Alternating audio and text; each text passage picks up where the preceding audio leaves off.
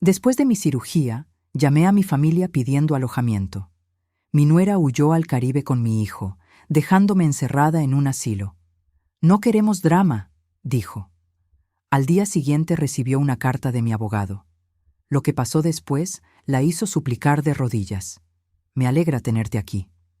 Sigue mi historia hasta el final y comenta desde qué ciudad me estás viendo, así podré ver hasta dónde ha llegado mi historia».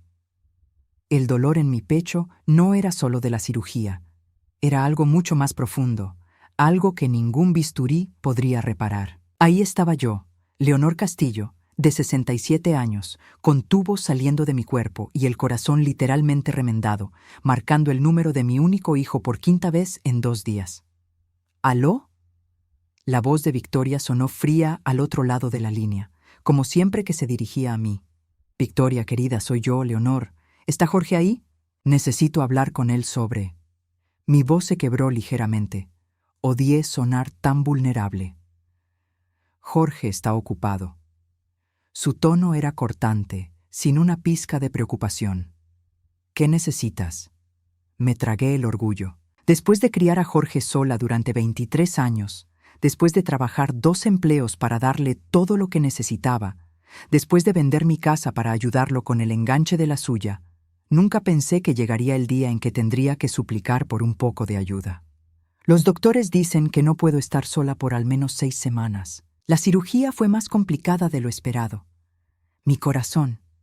Hice una pausa, esperando aunque fuera un destello de compasión. «Necesito quedarme con ustedes hasta que me recupere». El silencio del otro lado fue ensordecedor. Podía escuchar el televisor de fondo y a Jorge riéndose de algo. Mi hijo estaba ahí, a metros de distancia, pero no se molestó en tomar el teléfono. «Leonor, sabes que eso no va a funcionar». Victoria suspiró como si le estuviera pidiendo que donara un riñón. «Jorge y yo tenemos nuestras rutinas, tenemos nuestros planes. No podemos lidiar con el drama de cuidar a una persona enferma ahora mismo». Drama. Esa palabra se clavó en mi pecho como un cuchillo. ¿Llamaba drama a mi recuperación después de una cirugía que pudo haberme matado? No sería drama, Victoria. Solo necesito un lugar donde quedarme. Puedo cuidarme sola la mayor parte del tiempo. Solo necesito. «Leonor, ya tomamos una decisión». Su voz se volvió aún más fría. «Encontramos un lugar perfecto para ti. Un lugar donde tendrás cuidado profesional las 24 horas. Es mucho mejor que estar aquí molestándonos a todos». Mi sangre se heló. ¿Un lugar? ¿Qué clase de lugar? Un hogar de ancianos. Golden Sunset Manor. Es muy lindo, ya lo visitamos. Tienen enfermeras, actividades, todo lo que necesitas. Jorge ya firmó los papeles. Te recogen mañana a las 10 de la mañana. Las palabras me golpearon como una bofetada. Un hogar de ancianos, sin consultarme, sin siquiera preguntarme qué quería. Jorge, mi Jorge, el niño que solía acurrucarse conmigo durante las tormentas, había firmado papeles para internarme como si fuera un perro que ya no querían. ¿Jorge firmó qué? Mi voz salió como un susurro estrangulado. Los papeles de admisión. Alguien tiene que ser responsable, y obviamente no puedes tomar decisiones importantes en tu estado. Victoria hablaba como si estuviera explicándole algo a una niña tonta. «Es por tu propio bien, Leonor. Allí estarás segura. Quiero hablar con Jorge, ahora. Te dije que está ocupado. Estamos empacando para nuestro viaje al Caribe. Nos vamos pasado mañana, 2 semanas en San Juan. Jorge necesita vacaciones después de todo este estrés». «Estrés. ¿Qué estrés? ¿El estrés de tener una madre que casi se murió en una mesa de operaciones? ¿El estrés de fingir que les importaba aunque fuera un poquito?» «Victoria, por favor. Soy su madre. He estado ahí para él toda su vida. Cuando su padre murió, trabajé día y noche para que no le faltara nada. Pagué su universidad, lo ayudé a comprar su casa, nunca le pedí nada a cambio. Solo necesito un poco de ayuda ahora». «Exactamente». Su tono se volvió triunfante, como si hubiera ganado un argumento. «Hiciste todo eso, y ahora Jorge tiene su propia vida, su propia familia. No puede estar cargando con responsabilidades del pasado. Responsabilidades del pasado. Eso era yo para ellos. Una responsabilidad molesta del pasado de Jorge. Dame a mi hijo, Victoria. Jorge no quiere hablar contigo ahora mismo. Está muy alterado por toda esta situación. Es mejor que te acostumbres a la idea del hogar de ancianos. Va a ser bueno para ti. Vas a hacer amigos de tu edad. La línea se cortó. Me quedé ahí, sosteniendo el teléfono contra mi oído, escuchando el tono demarcado como si fuera el sonido de mi corazón parándose otra vez. Al día siguiente, a las 10 en punto de la mañana, llegó una ambulancia a buscarme. No Jorge, no Victoria. Solo 2 paramédicos que me trataron con amabilidad profesional mientras empacaban mis pocas pertenencias en bolsas de plástico. Golden Sunset Manor resultó ser todo lo contrario de dorado. El edificio era gris, con pasillos que olían a desinfectante y tristeza. Mi habitación era una caja pequeña, con una cama angosta, un armario diminuto y una ventana que daba al estacionamiento.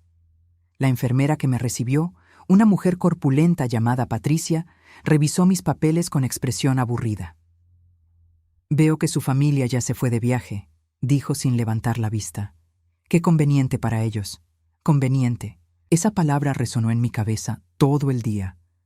Mientras me instalaba en mi nueva vida de cartón, mientras veía a otros residentes arrastrando los pies por los pasillos, mientras comía puré de papas que sabía a agua, esa palabra no me dejaba en paz.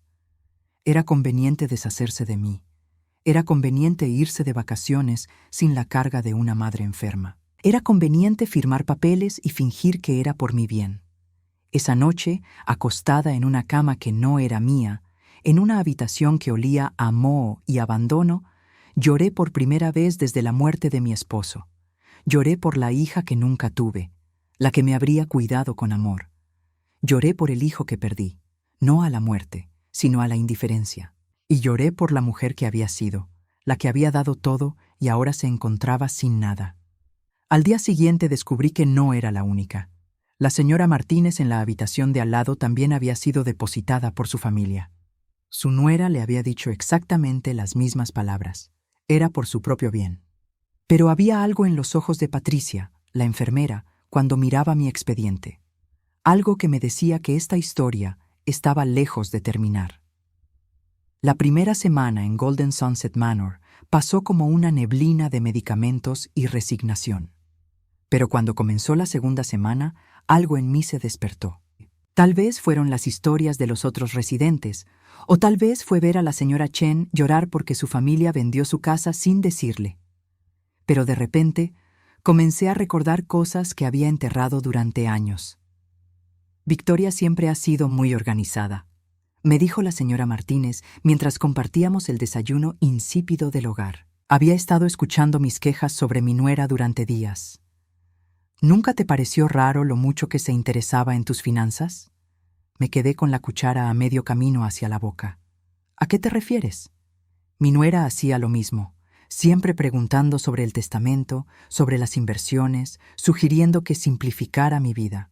La señora Martínez tenía 81 años, pero sus ojos eran agudos como navajas. Al principio pensé que era porque se preocupaba. Las palabras de la señora Martínez rebotaron en mi cabeza todo el día. Esa noche, sola en mi cama angosta, comencé a recordar. Y lo que recordé me hizo sentir como si hubiera estado ciega durante años. Victoria siempre había mostrado un interés inusual en mis asuntos financieros. Desde el primer año de matrimonio con Jorge, había comenzado con comentarios aparentemente inocentes. «Leonor, ¿tienes tantas cuentas bancarias? ¿No sería más fácil consolidar todo en una sola? Oh, esa póliza de seguro tuya es tan complicada. Jorge podría ayudarte a simplificarla».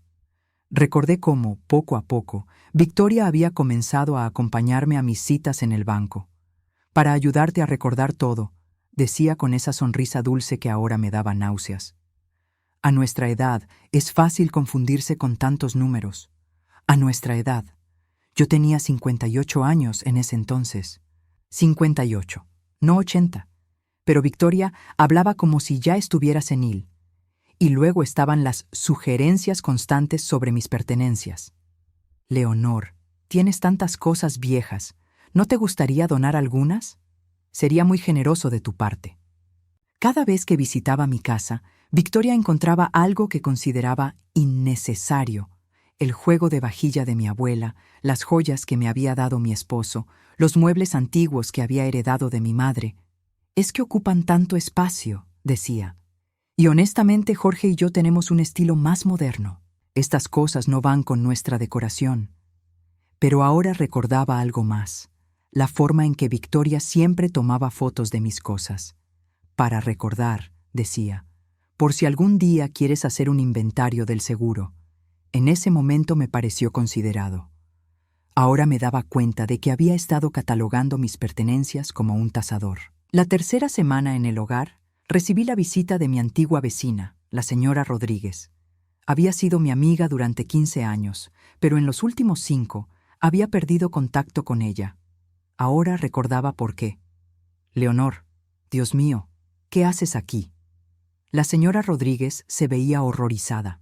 «Jorge me dijo que habías decidido mudarte a un hogar de ancianos porque te sentías muy sola». ¿Jorge había dicho que había sido mi decisión? La sangre me hirvió. «Eso no es verdad, Carmen. Ellos me trajeron aquí después de mi cirugía». Carmen frunció el ceño. «Pero Jorge me explicó que tú habías insistido. Dijo que Victoria había tratado de convencerte de que te quedaras con ellos, pero que tú querías independencia». La mentira era tan elaborada, tan perfectamente construida, que me quedé sin palabras. No solo me habían abandonado, sino que habían reescrito la historia para que pareciera que había sido mi elección. «Carmen», dije cuidadosamente, «¿cuándo fue la última vez que hablaste conmigo directamente?». Ella pensó por un momento. «Hace como 5 años. Cada vez que te llamaba, Victoria contestaba y decía que estabas durmiendo, o en el doctor, o que no te sentías bien para hablar.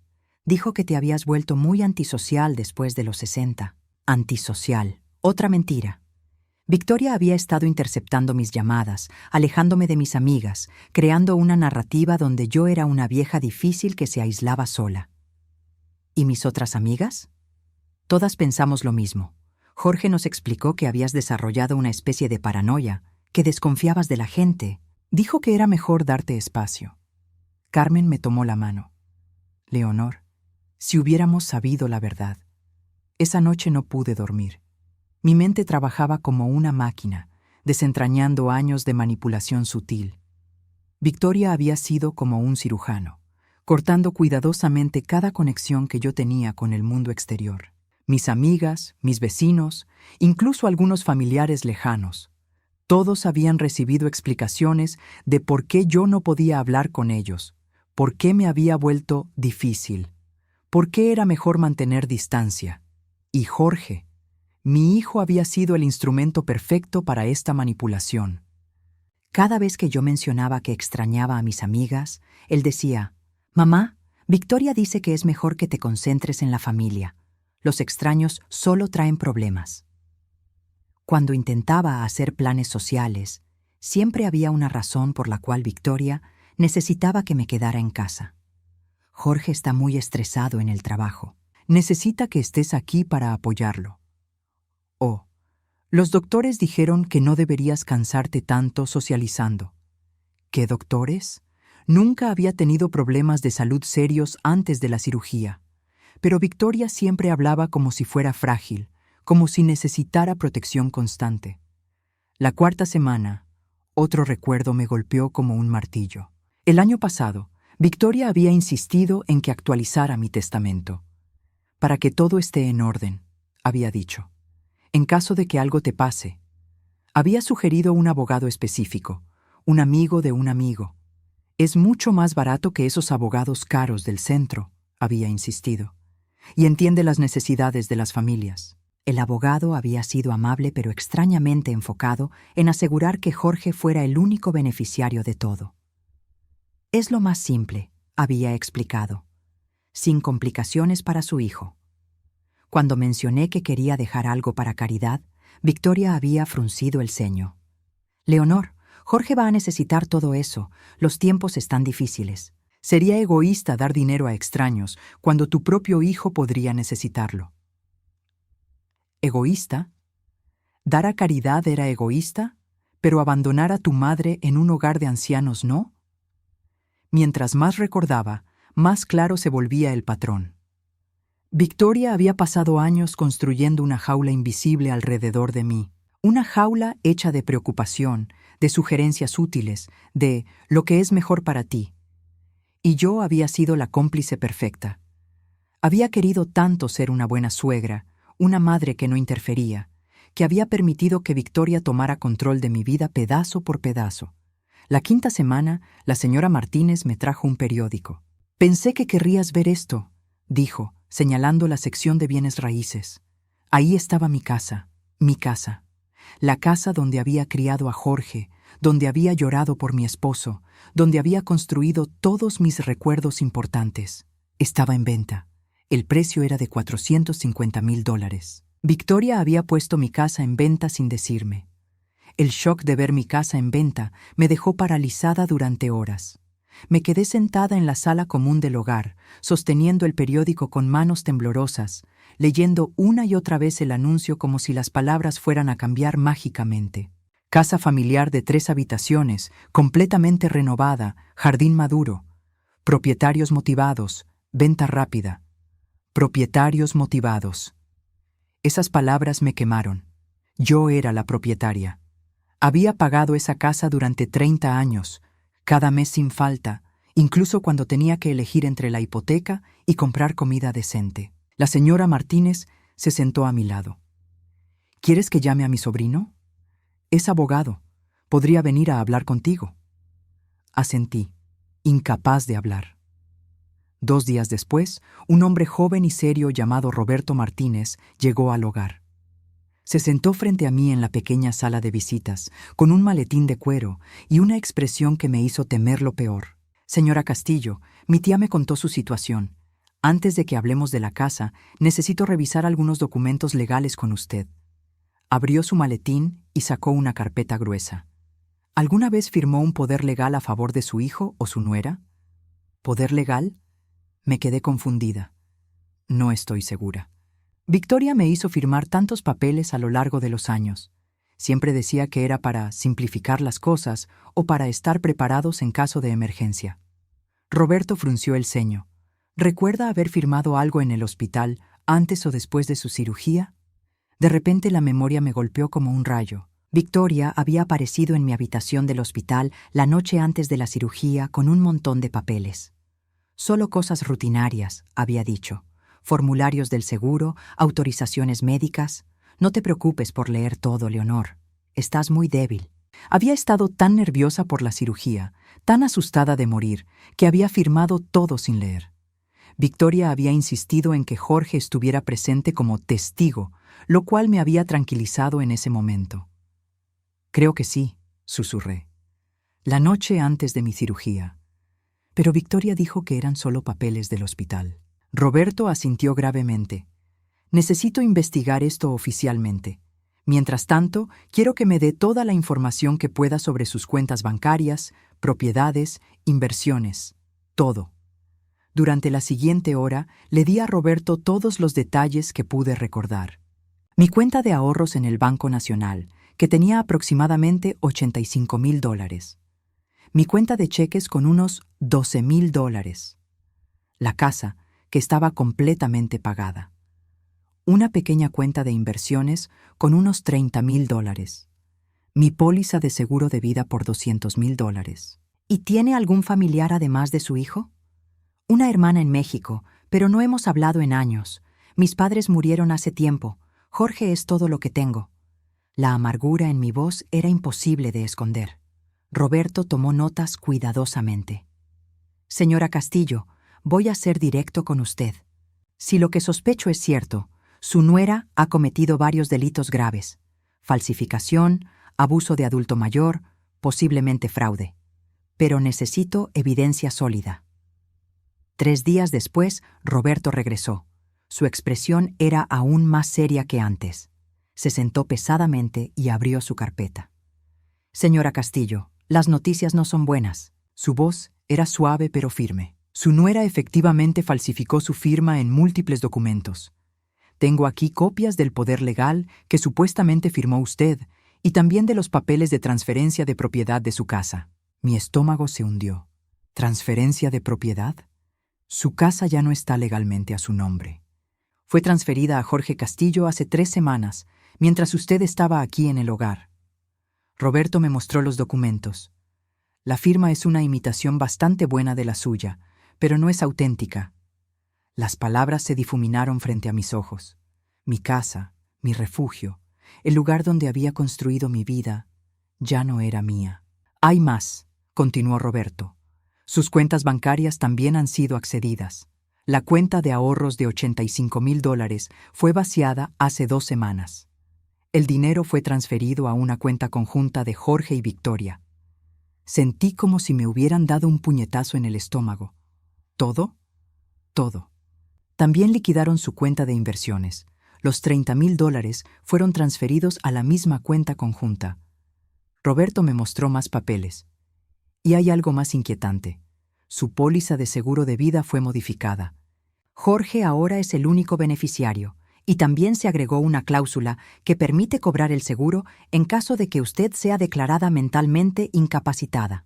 ¿Mentalmente incapacitada? Mi voz salió como un chillido. Es una táctica común en casos de abuso financiero de adultos mayores. Primero aíslan a la víctima, luego toman control de sus finanzas y finalmente buscan formas de hacer que la situación sea permanente. Me quedé en silencio, procesando la magnitud de la traición. No solo me habían robado mi dinero y mi casa, habían creado un plan para asegurar que nunca pudiera recuperar nada. «Roberto», dije finalmente, «¿cuánto tiempo llevan planeando esto?» Él revisó sus notas. Basándome en los documentos que he podido obtener, diría que al menos 2 años, tal vez más. 2 años, mientras yo pensaba que Victoria finalmente me había aceptado como parte de la familia. Ella había estado planeando robarme todo lo que tenía. ¿Hay algo que pueda hacer? Roberto se inclinó hacia adelante. Sí, pero va a ser complicado. Necesitamos probar que usted nunca firmó estos documentos voluntariamente.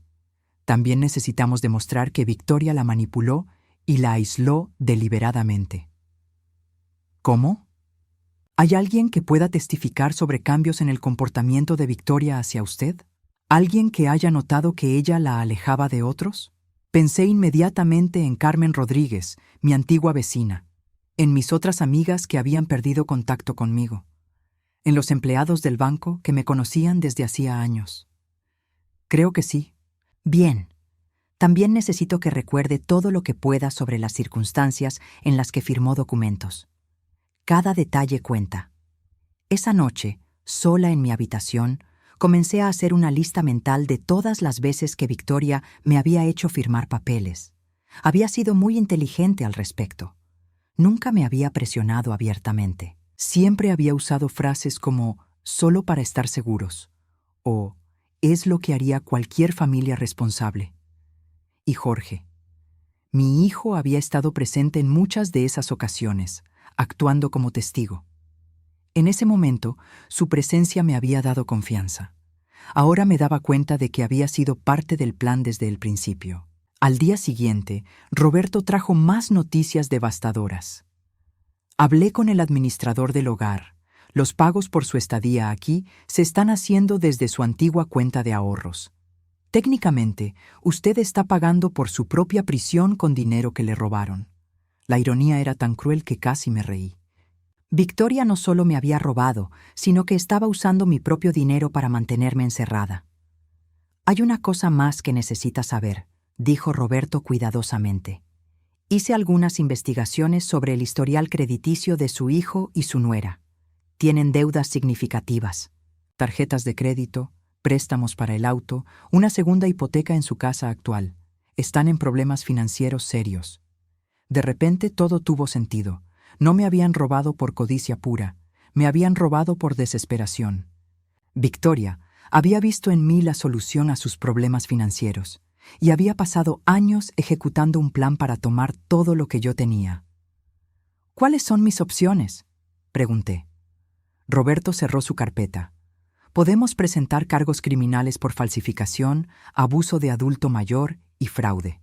También podemos demandar civilmente para recuperar sus propiedades y dinero. ¿Y si no hacemos nada? Entonces Victoria y Jorge se quedan con todo, Y usted permanece aquí hasta que su dinero robado se agote. Después de eso, se encogió de hombros. El Estado tendría que hacerse cargo de sus cuidados. La decisión fue fácil. Durante toda mi vida había evitado los conflictos. Había sido la esposa obediente, la madre complaciente, la suegra que nunca causaba problemas. Pero esos días habían terminado. Hagámoslo, dije. Quiero recuperar todo lo que me robaron. Pero Roberto sonrió de una manera que me hizo pensar que había algo más. Señora Castillo, antes de proceder, hay algo que debo preguntarle. ¿Está usted completamente segura de que me ha contado todo sobre sus finanzas? La pregunta me confundió. ¿A qué se refiere? Es que encontré algunos registros interesantes durante mi investigación. Indica que usted podría tener otros activos que Victoria desconoce. La pregunta de Roberto me dejó helada. Durante un momento largo nos miramos fijamente. Luego, algo dentro de mí se quebró. No de tristeza esta vez, sino de algo más poderoso. Una sonrisa lenta se extendió por mi rostro, la primera sonrisa real que había tenido en semanas. Hay cosas que Victoria nunca supo, dije calmadamente. Cosas que deliberadamente mantuve en secreto porque, en el fondo, nunca confié completamente en ella. Roberto se inclinó hacia adelante, claramente intrigado. Mi hermana Elena murió hace 3 años en Guadalajara. No había visto a Elena en 15 años debido a una pelea familiar tonta, pero manteníamos contacto por cartas. Me detuve, recordando. Elena nunca se casó, nunca tuvo hijos. Cuando murió, me dejó todo. ¿Qué tipo de activos? Una casa en Guadalajara que vale aproximadamente $200,000. Una cuenta bancaria en México con unos $50,000. Y algo que Elena había estado coleccionando durante años. Joyas antiguas y arte mexicano. Roberto escribía furiosamente. ¿Victoria sabe algo de esto? Nada. Cuando llegaron los papeles del abogado mexicano, me aseguré de recibirlos en la oficina de correos, no en mi casa. Jorge sabía que Elena había muerto, pero nunca le mencioné la herencia. Me reí amargamente. Victoria siempre decía que mi familia mexicana eran parientes pobres. Nunca se molestó en preguntar sobre Elena. ¿Y hay más? Asentí. Mucho más. Tengo una cuenta de ahorros que abrí hace 20 años en un banco diferente, el First Community Bank. Victoria nunca supo de esa cuenta porque la abrí antes de que Jorge se casara. Ahí tengo unos $120,000. Roberto dejó de escribir y me miró fijamente. ¿120,000? Cada mes, durante 20 años, deposité una parte de mi pensión de viuda en esa cuenta. Era mi dinero por si acaso. Mi esposo siempre me decía que una mujer necesita tener dinero propio, dinero que nadie más conoce. Las palabras de mi difunto esposo resonaron en mi memoria. Él tenía razón. ¿Hay documentos de todo esto? En una caja de seguridad en el First Community Bank. También tengo ahí las joyas que me dejó mi madre, incluyendo un anillo de diamantes que vale al menos $15,000. Roberto se quedó en silencio por un momento, calculando. Señora Castillo, estamos hablando de activos por aproximadamente $400,000 que Victoria y Jorge desconocen completamente. Tal vez más. No he tasado las joyas de Elena recientemente, pero algunas piezas son muy valiosas. Elena tenía buen ojo para las antigüedades. ¿Por qué nunca le dijo nada a Jorge sobre esto? La pregunta me hizo reflexionar. Al principio, era solo precaución. Quería asegurarme de que Jorge me amara por quien era, no por lo que tenía. Después de que se casó con Victoria, comencé a notar pequeñas cosas.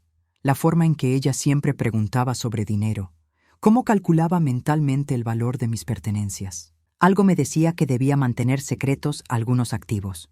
Su instinto la salvó. Mi instinto y mi esposo muerto. Él solía decir que si una persona solo muestra interés en tu dinero, eventualmente encontrará una forma de tomarlo todo. Roberto cerró su libreta. Señora Castillo, esto cambia todo. No solo podemos recuperar lo que le robaron, sino que tenemos los recursos para llevar este caso hasta las últimas consecuencias. Durante los siguientes días, Roberto trabajó con una eficiencia que me impresionó.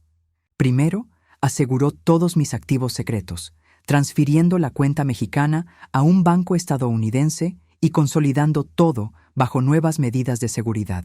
También contraté a un investigador privado, me dijo durante su tercera visita. Necesitamos documentar completamente el patrón de abuso y manipulación de Victoria.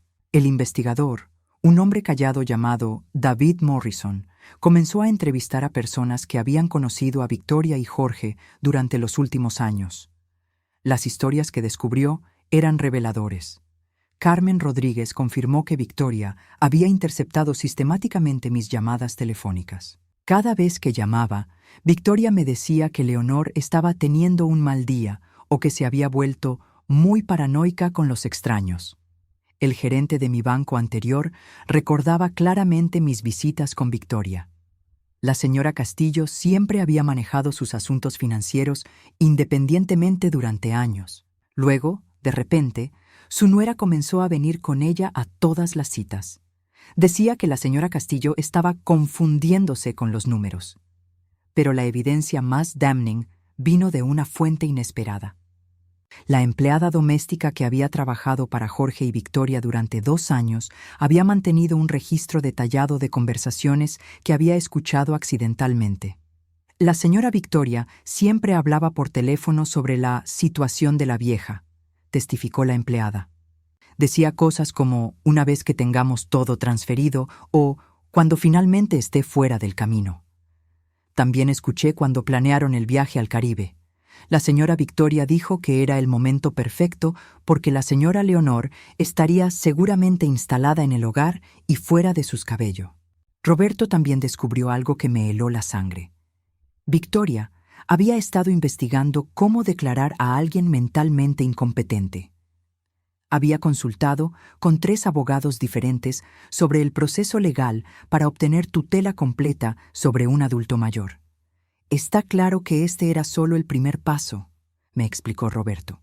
Una vez que tuvieran control de sus finanzas conocidas, habrían procedido a tener usted declarada incompetente. Eso les habría dado control total sobre su vida.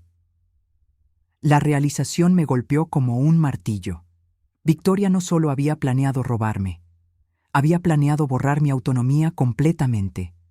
Yo habría pasado el resto de mi vida como una prisionera legal, sin derechos, sin voz, completamente a merced de personas que me veían como una carga molesta. ¿Qué hacemos ahora?, pregunté. Roberto sonrió, y era una sonrisa que daba miedo. Ahora, señora Castillo, atacamos, pero lo hacemos inteligentemente. El plan que Roberto diseñó era elegante en su simplicidad. Primero, presentaría cargos criminales contra Victoria por falsificación, abuso de adulto mayor y fraude. Simultáneamente, presentaría una demanda civil para recuperar todos los activos robados. Pero aquí está la parte hermosa, me explicó. Debido a que usted tiene recursos sustanciales que ellos desconocen, podemos permitirnos los mejores abogados. Mientras tanto, Jorge y Victoria están quebrados y enfrentando cargos criminales. No podrán permitirse una defensa adecuada. También había contratado a un especialista en recuperación de activos. Una vez que presentemos los cargos, podemos congelar todas sus cuentas bancarias y poner un gravamen sobre su casa para asegurar que no puedan esconder o gastar más de su dinero robado. ¿Y el viaje al Caribe? Roberto consultó su calendario. Regresan en 3 días. Los cargos se presentarán mañana. Cuando aterricen en el aeropuerto, van a recibir una sorpresa muy desagradable. Esa noche, por primera vez desde que llegué al hogar, dormí profundamente. No era solo alivio lo que sentía, era algo más poderoso, anticipación. Durante años había sido la víctima silenciosa, la madre que nunca se quejaba, la suegra que nunca causaba problemas, la mujer que siempre ponía las necesidades de otros antes que las suyas. Pero esa mujer había muerto en la mesa de operaciones.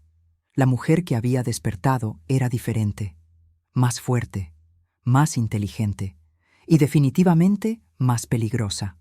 Victoria había cometido un error fatal. Había subestimado completamente a su víctima. Había asumido que yo era una vieja indefensa sin recursos ni opciones. Estaba a punto de descubrir qué tan equivocada estaba. Al día siguiente, Roberto llegó temprano con una sonrisa triunfante. Los papeles han sido presentados. Los cargos criminales están en el sistema. La demanda civil se presentó esta mañana, y hay una orden de congelación de activos esperándolos. ¿Cuánto tiempo crees que tome? Con la evidencia que tenemos, no mucho tiempo. Victoria dejó un rastro de papel muy claro. Su avaricia la hizo descuidada. Me reí. Su avaricia y su arrogancia.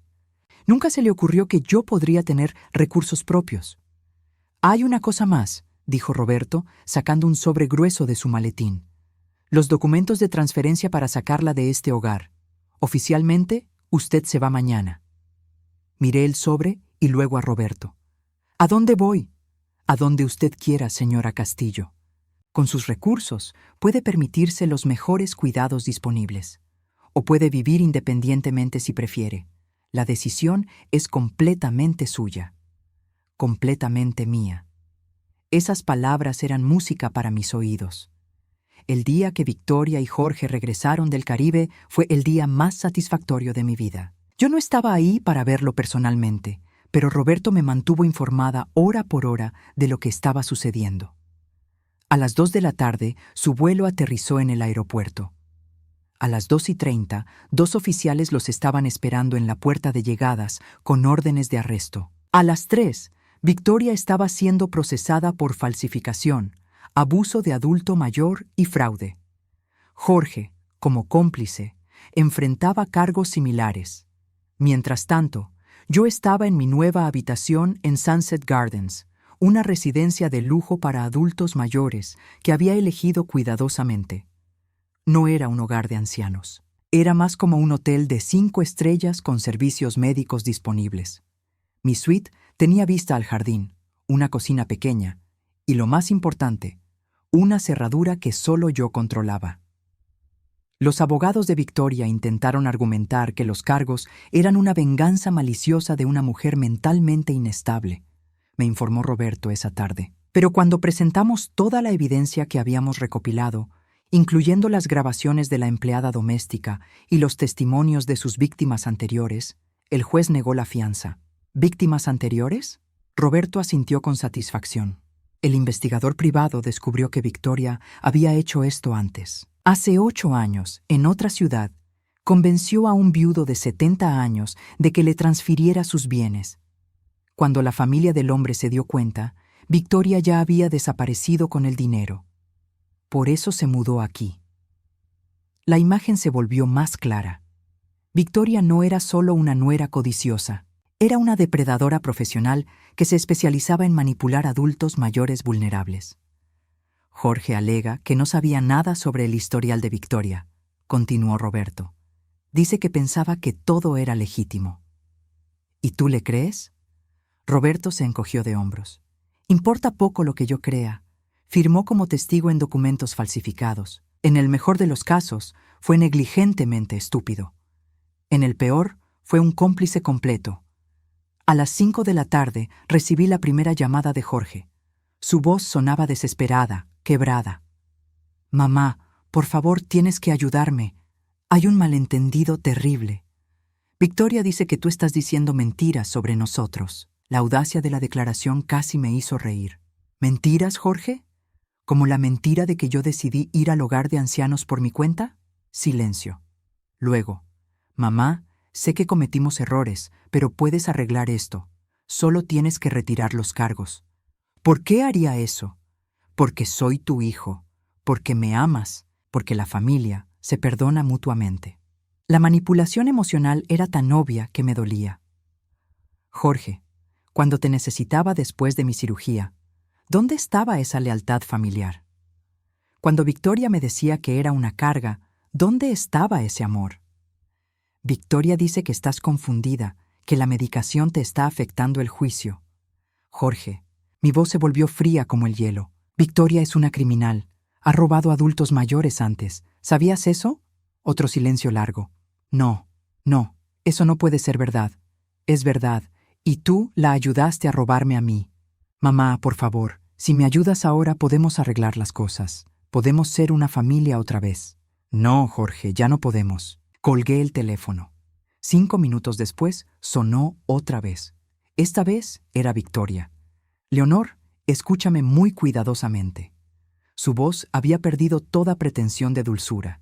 Era pura veneno. Si no retiras estos cargos ridículos, voy a destruir a Jorge. ¿Es eso lo que quieres? ¿Destruir a tu propio hijo? Victoria, tú ya destruiste a Jorge. Yo solo estoy limpiando el desastre. No tienes idea de con quién te estás metiendo, Siseo. Tengo conexiones. Tengo formas de hacer que tu vida sea miserable.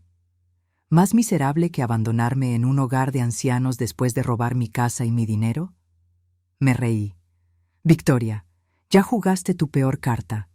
No te queda nada. Soy la esposa de tu hijo. Soy parte de tu familia. No, dije calmadamente. Eres una criminal que manipuló a mi hijo, y ahora vas a pagar las consecuencias. La línea se cortó. Media hora después, Roberto me llamó.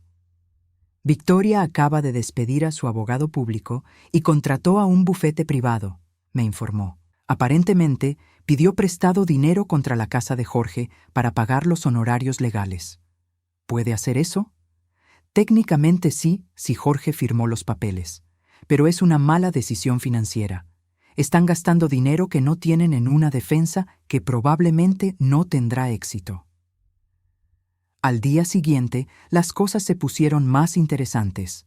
El investigador privado había estado monitoreando las actividades de Victoria y Jorge, y descubrió algo fascinante. Victoria ha estado contactando a sus antiguos cómplices, me explicó Roberto. Aparentemente, tiene una red de personas que la han ayudado con estafas anteriores. Está tratando de coordinar una estrategia para culpar a otros. ¿Qué significa eso para nosotros? Significa que está entrando en pánico. Y cuando los criminales entran en pánico, cometen errores. El error llegó 2 días después. Victoria, en un acto de desesperación absoluta, intentó contactar a mis antiguas amigas para convencerlas de que testificaran sobre mi supuesta deterioro mental. Pero había un problema. Todas mis amigas ya habían sido entrevistadas por nuestro equipo legal. Carmen Rodríguez me llamó directamente. Leonor, no vas a creer lo que acaba de pasar. Victoria me llamó y me pidió que mintiera en la corte. Quería que dijera que tú habías mostrado signos de demencia durante años. ¿Y qué le dijiste? Le dije que se fuera al infierno. Luego llamé inmediatamente a tu abogado para reportar el intento de manipulación de testigos. Victoria había cometido otro delito, obstrucción a la justicia. A medida que pasaban los días, la situación se deterioraba rápidamente para Victoria y Jorge. Sus cuentas bancarias estaban congeladas, no podían acceder al dinero que me habían robado, y las facturas se acumulaban. Jorge me llamó otra vez, esta vez llorando. «Mamá, van a ejecutar la hipoteca de nuestra casa. No podemos pagar los abogados. Victoria dice que es tu culpa, que nos estás destruyendo deliberadamente». «Jorge», dije pacientemente, «Victoria te robó a tu propia madre. Si tu vida se está destruyendo, es porque elegiste a la persona equivocada en quien confiar. Pero ella dice que te ama, que todo lo que hizo fue para protegerte. Jorge, Victoria no me ama. Victoria ni siquiera te ama a ti. Victoria ama el dinero y vio en nosotros una oportunidad de conseguir más. No puedo creer eso. Entonces eres más tonto de lo que pensé». Las palabras salieron más duras de lo que pretendía, pero eran verdad. Jorge había elegido creer las mentiras de Victoria sobre la evidencia de sus propios ojos. Una semana después, Roberto me trajo noticias que me llenaron de satisfacción. Victoria aceptó un acuerdo con la fiscalía, me informó. Se declarará culpable de los cargos de fraude a cambio de una sentencia reducida. 3 años de prisión, 5 años de libertad condicional y restitución completa. ¿Y Jorge? Su caso es más complicado. Su nuevo abogado está argumentando que fue manipulado por Victoria, que no entendía completamente lo que estaba afirmando. ¿Tú qué piensas? Roberto se encogió de hombros. Creo que Jorge es un hombre débil que tomó decisiones terribles, pero también creo que Victoria es la verdadera criminal aquí. ¿Cuánto tiempo le darían? Probablemente libertad condicional y servicio comunitario, si acepta testificar contra Victoria y paga la restitución completa. Esa noche, sola en mi hermosa suite nueva, reflexioné sobre todo lo que había pasado. 6 semanas antes, era una mujer quebrada, abandonada en un hogar de ancianos por las únicas personas en las que confiaba. Ahora, Victoria estaba camino a la prisión. Jorge estaba enfrentando las consecuencias de sus acciones, y yo tenía control completo de mi vida otra vez. Pero lo más importante era cómo me sentía. No sentía tristeza por Jorge, no sentía culpa por Victoria.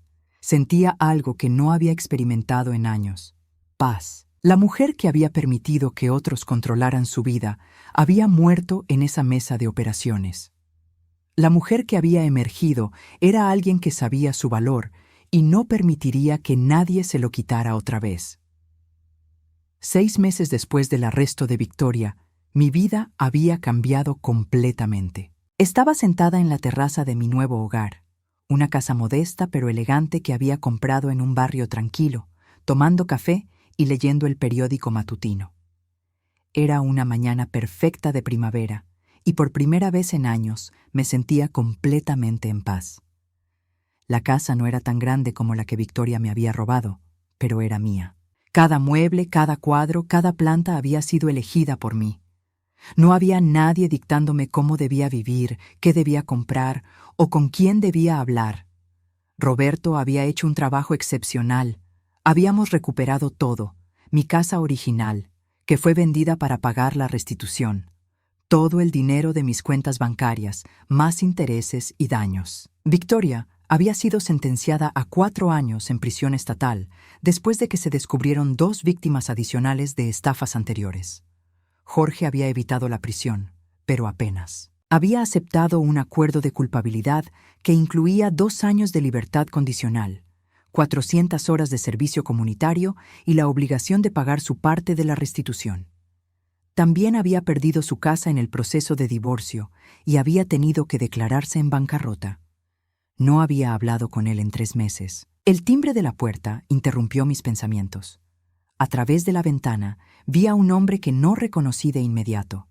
Era delgado, con barba descuidada y ropa arrugada. Cuando abrí la puerta, me di cuenta de que era Jorge. Se veía terrible. Había perdido peso, tenía ojeras profundas, y su ropa se veía como si hubiera dormido en ella. Durante un momento, ninguno de los dos habló. «Hola, mamá», dijo finalmente, su voz apenas un susurro. «Jorge». Mi tono era neutral. Después de meses de terapia con una excelente psicóloga que me había ayudado a procesar todo lo que había pasado, había aprendido a no sentir culpa automáticamente por el dolor de otras personas. ¿Puedo pasar? Lo consideré por un momento. ¿Para qué? Para hablar, para disculparme, para tratar de, no sé, para tratar de arreglar las cosas entre nosotros. ¿Arreglar las cosas? Repetí sus palabras cuidadosamente. Jorge, tu esposa me robó todo lo que tenía y me abandonó en un hogar de ancianos. Tú la ayudaste. ¿Qué exactamente crees que se puede arreglar? Sus ojos se llenaron de lágrimas. Mamá, yo no sabía. Te juro que no sabía sobre las otras víctimas, sobre su pasado. Pensé que realmente estaba tratando de ayudarte. ¿Ayudarme robándome mi casa? Ella me dijo que estabas enferma, que te estabas volviendo paranoica, que era peligroso dejarte manejar tus propias finanzas. Las palabras salían atropelladamente. Dijo que el hogar de ancianos era temporal, solo hasta que te sintieras mejor. Lo miré durante un largo momento. Había algo patético en verlo ahí parado, buscando desesperadamente mi perdón. Pero también había algo liberador en darme cuenta de que ya no me importaba tanto como antes. Jorge, incluso si creías eso, ¿por qué nunca me preguntaste directamente? ¿Por qué nunca cuestionaste por qué de repente no podía hablar con mis amigas? ¿Por qué nunca te pareció raro que Victoria siempre tuviera una explicación para todo?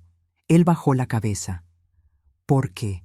Porque era más fácil creerle a ella, porque no quería lidiar con problemas complicados, porque era egoísta. Al menos era honesto. Sí, eras egoísta. ¿Hay alguna forma de que puedas perdonarme? ¿Alguna forma de que podamos reconstruir nuestra relación? La pregunta que había estado esperando. La pregunta para la cual había estado preparando mi respuesta durante meses. Jorge, siéntate en el porche. Vamos a tener una conversación. Nos sentamos en las sillas de mimbre que había comprado la semana anterior. Jorge se veía nervioso, esperanzado. Yo me sentía extrañamente calmada. Durante toda tu vida, comencé, te di todo lo que pude.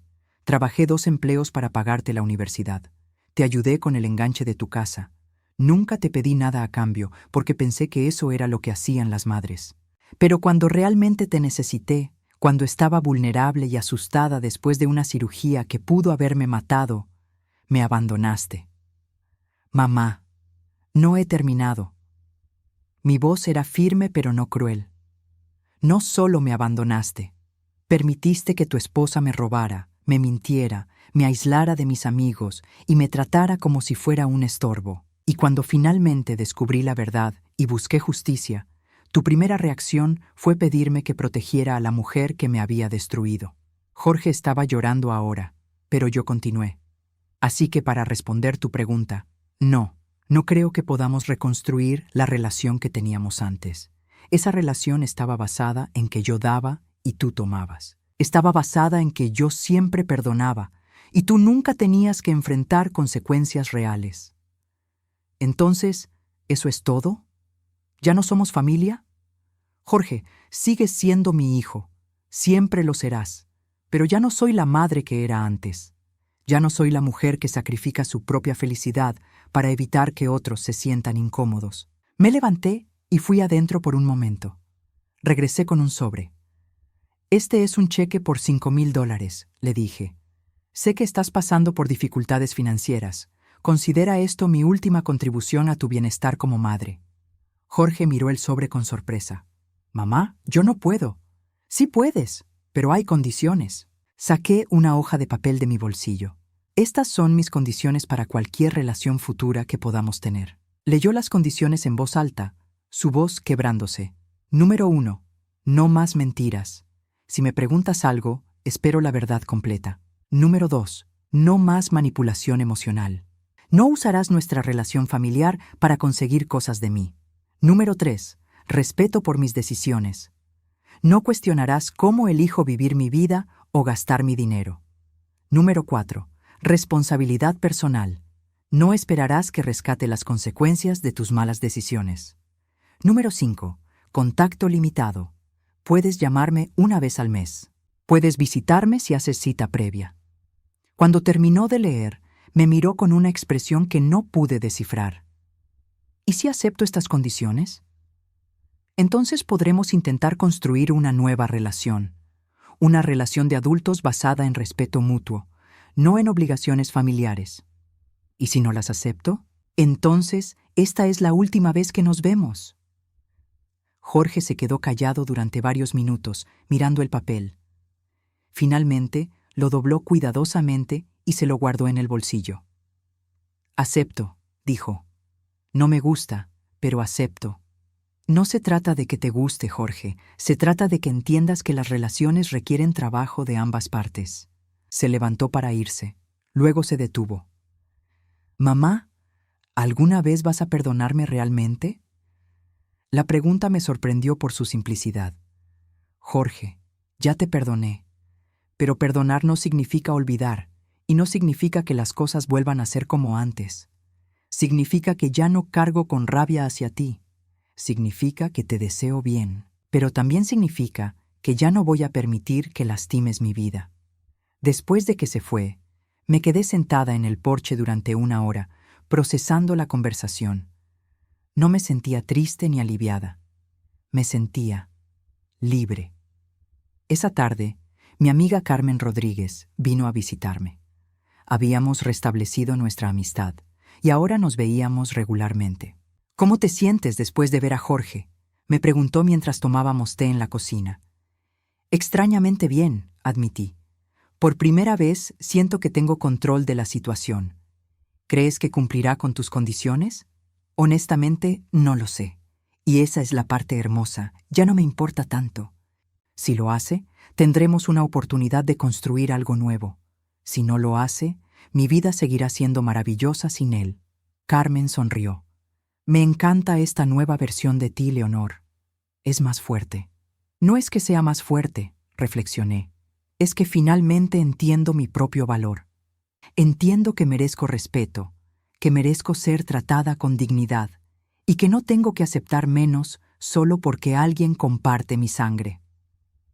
Esa noche, mientras me preparaba para dormir en mi propia cama, en mi propia casa, con mi propia vida finalmente bajo mi control, me di cuenta de algo importante. Victoria había intentado destruirme, pero en realidad me había liberado. Al robarme todo lo que pensaba que tenía, me había forzado a descubrir lo que realmente tenía: fortaleza, inteligencia, recursos y la capacidad de construir una vida nueva desde cero. Jorge había intentado mantenerme en el papel de madre sacrificada, pero al traicionarme tan completamente, me había liberado de esa obligación. A los 67 años, finalmente había aprendido la lección más importante de mi vida: que merecía ser feliz, que merecía respeto y que tenía el poder de crear la vida que quería. Y por primera vez en décadas, esa vida era completamente mía.